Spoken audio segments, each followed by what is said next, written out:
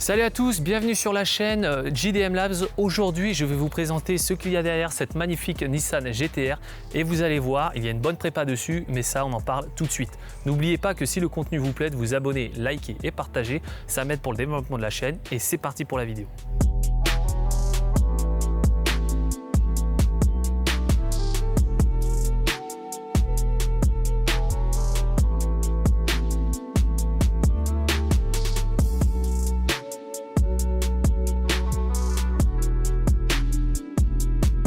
Merci Nordine de passer sur la chaîne et de nous présenter ce magnifique véhicule. Avec plaisir. Du coup, est-ce que tu peux nous dire, est-ce que c'est ta première sportive? Pas du tout, t'en as eu d'autres avant? C'est quoi J'en ai eu d'autres avant. D'accord. Ça fait, en fait, je suis un passionné de voitures. Ouais. Donc j'ai eu pas mal de voitures. D'accord. Plaisir en fait. Plaisir, ouais. Donc même une 300 ZX. ZX, ouais. Très bon goût, très bon goût. J'ai eu une Toyota Supra Turbo à l'époque, avec les feux qui se relevaient comme ça. Les MK1 ou MK2, oh, je sais plus. Ouais. Il me semble que en fait, ça, ouais. c'était voilà, j'ai eu ce genre de voiture. J'ai eu une R8, un R8, Audi R8, donc super plaisir. D'accord, ouais. Mais bon, voilà, la GT-R, c'est un mythe, c'est quelque chose d'extraordinaire. Tu n'étais pas centré que sur la japonaise, quoi. Non, j'adore les voitures en général, que ce soit Porsche, Ferrari, Lambo. Voilà, j'adore les voitures. Les belles voitures. Et celle-là, c'était un petit peu un rêve de pouvoir l'avoir. J'ai été hésitant au début parce que je ne savais pas, j'ai appelé des gens qui s'y connaissaient. Ouais. On m'avait dit sur les circuits elle est lourde. Bon, après moi j'avais pas l'intention de faire du circuit. Donc. Non, c'est une voiture plaisir. C'est une voiture qui plaît à tout le monde en fait, qui plaît à toutes les personnes. C'est pas comme une Ferrari où on peut susciter de la jalousie. Susciter de la jalousie. La Nissan GT-R, elle plaît à tout le monde. Ouais, et puis moi je trouve que ce qui est bien en plus avec ce modèle, c'est que ça reste sobre et élégant. C'est pas trop, c'est pas assez. Il y a vraiment le bon. Après, moi je suis pas très objectif pour cette voiture. Parce que pour la petite histoire, il faut savoir que ça c'est ma voiture préférée. C'est ce qui m'a donné envie de me lancer dans l'automobile, c'est ce modèle-là.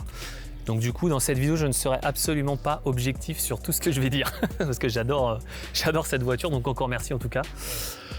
Niveau esthétique, est-ce que tu peux nous dire un peu ce que tu as fait sur la voiture? Est-ce que tu as eu beaucoup de changements? Pas du tout? Pas grand-chose en fait, j'ai pas voulu que ça soit ostentatoire. Ouais. Donc là, la lame, normalement, elle est grise, donc j'ai mis un revêtement en carbone dessus. D'accord. On le voit.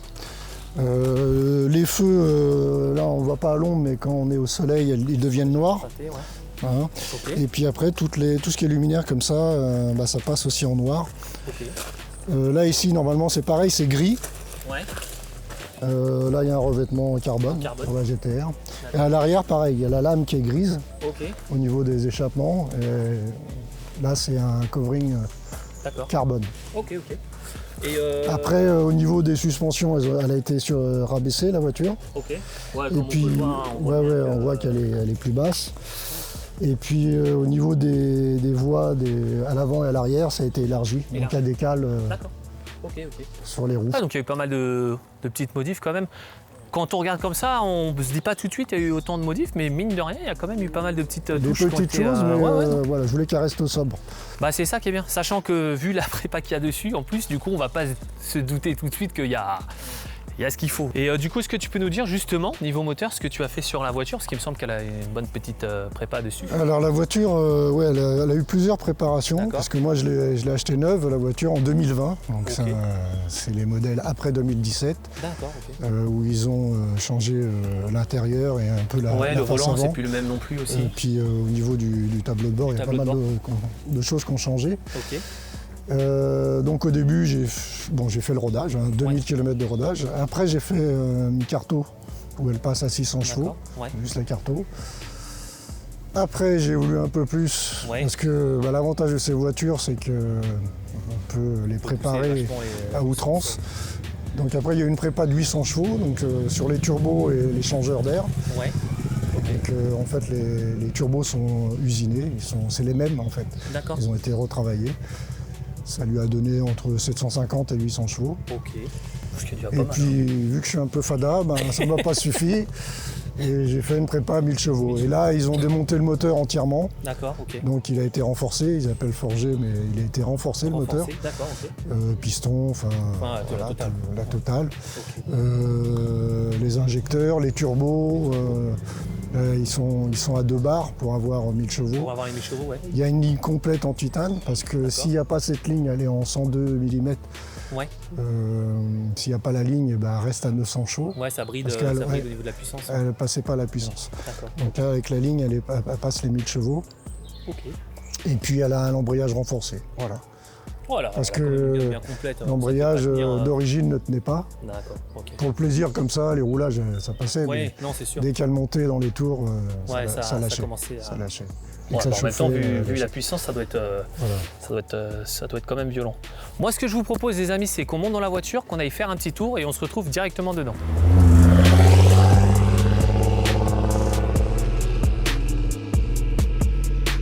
Nous voilà, on se retrouve dans la voiture. Alors déjà, ce qu'on peut se rendre compte, c'est que c'est pas si raide que ça. Je m'attendais à un truc plus raide et c'est quand même pas mal confortable. Je suis plutôt surpris parce que j'étais monté sur une Tipper là, je crois que c'est les FL8 ou FL6, un truc comme ça. Et celles-là, elles font pas mal de pistes et c'était même au niveau des sièges baquets qui reprenaient vachement, c'était bon.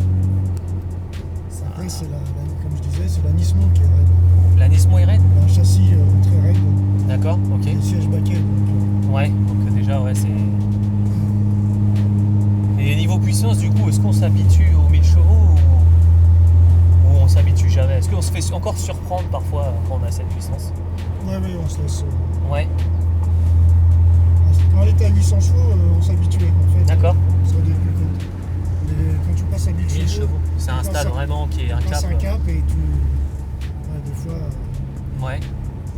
Tu te laisses surprendre, elle a de la violence. Et pourtant, il y en a qui ont plus de chevaux que ça. Ouais.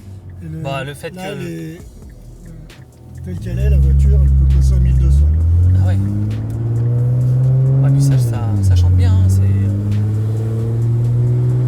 Les V6, en règle générale, de toute façon, moi j'aime bien la sonorité qu'ils ont. Ah, les GTR, ils ont une sonorité. On les reconnaît, quoi. Ouais. Sans leur bruit. Non, c'est sûr. C'est quand même... Oh putain! Ah oui? Eh les gars, je vous jure, c'est violent. Je m'attendais absolument pas à ça. Oh putain! Ouais. Bon, après, on pourra refaire le tour.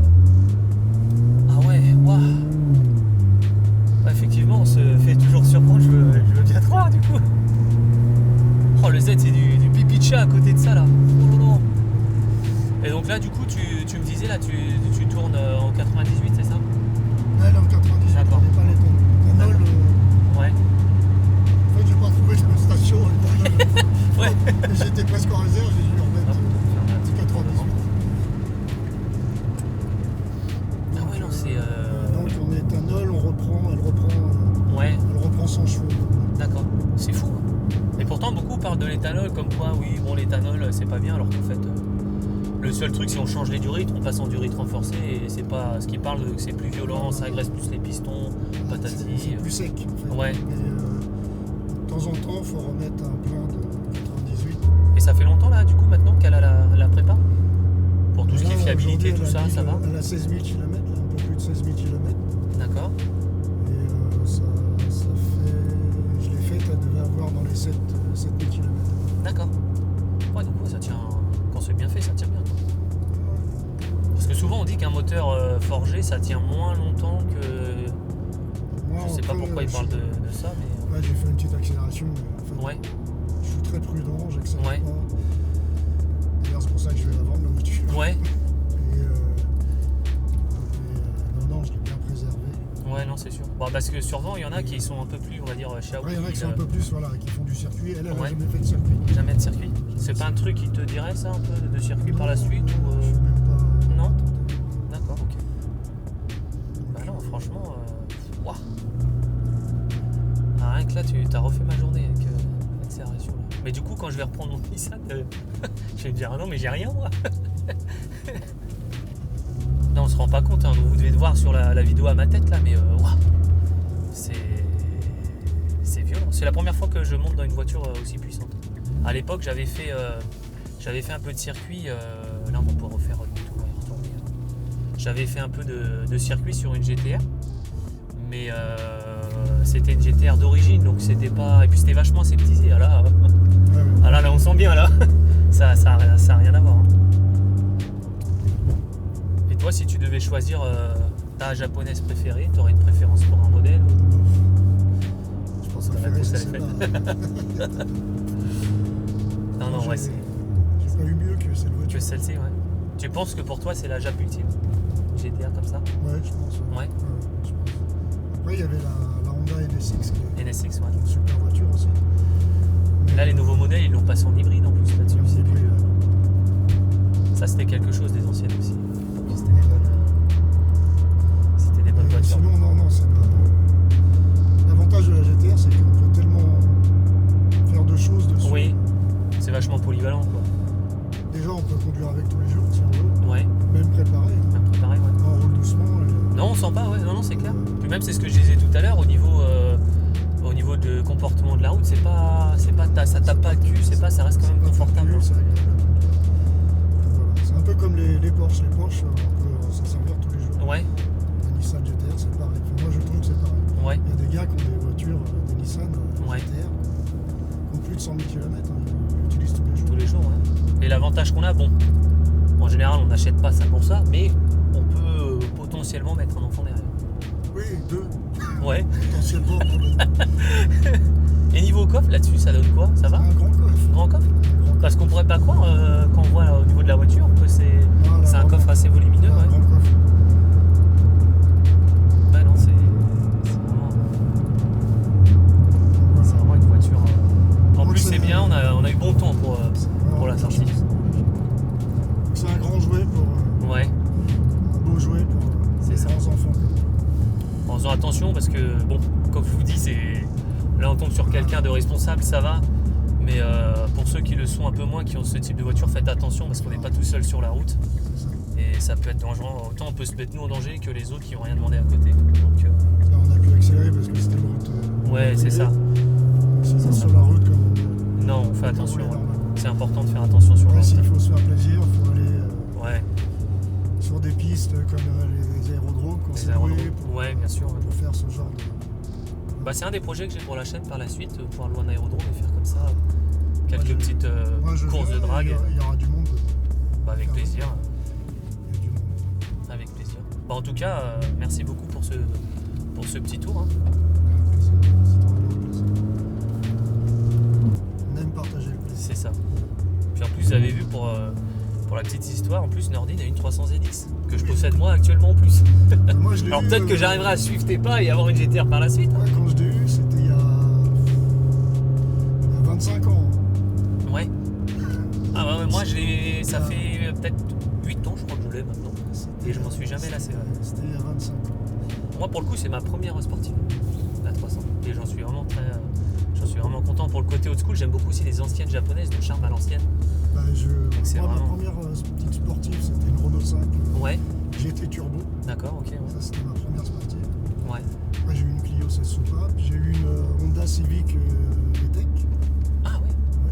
Les premières. Ouais. Les premières. Moi, j'ai une EK4. Allez, 4 VTEC. Non, ouais. Ouais, donc t'as quand même un petit passif avec les japonaises. Donc la Toyota Supra Turbo. Ouais. 300ZX. Et R8. J'ai une super voiture. Aussi, ouais. La Audi R8. Avis aux fans des Allemandes, hein, R8. C'est vraiment une super voiture. C'est la V10. Ouais, en plus V10. Ouais. Parce qu'ils l'ont fait en V8 aussi, je crois. Ils l'ont fait en V8, ouais. Apparemment, elle plaît en V8 aussi. Ouais, aussi. Et en V10,